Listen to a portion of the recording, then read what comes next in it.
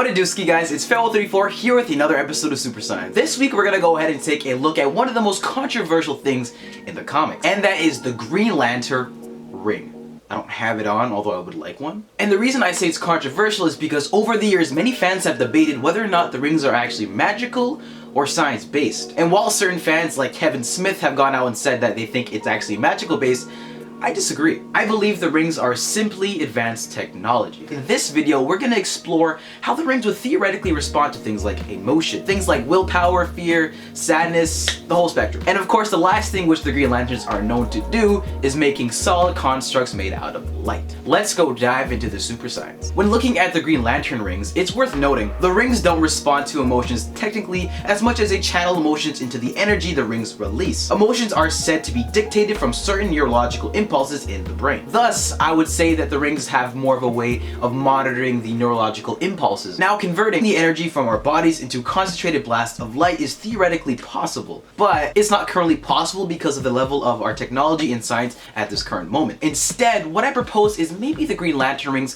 have a rechargeable battery of sorts that run on a limited energy supply that the ring can release that would fit into the mythology of the ring needing a lantern battery. The energy constructs are the classic ability of the Green Lantern being made from hard light. So I can make like a horse out of hard light. Bam.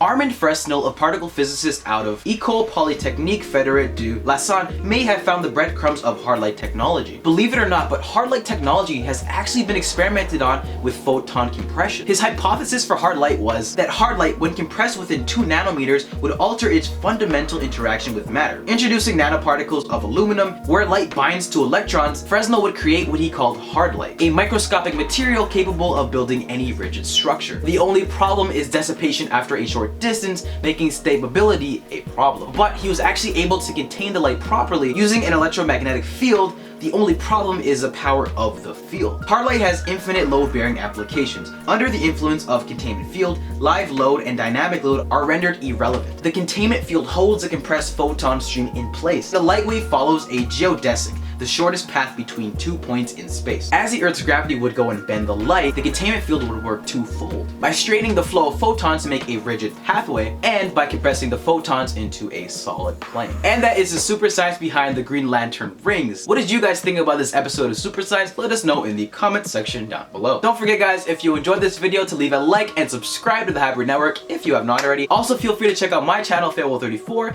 in the description down below. I'm your host, Farewell34. This is Super Science, and you just got educated. I'll see you guys on next week's episode.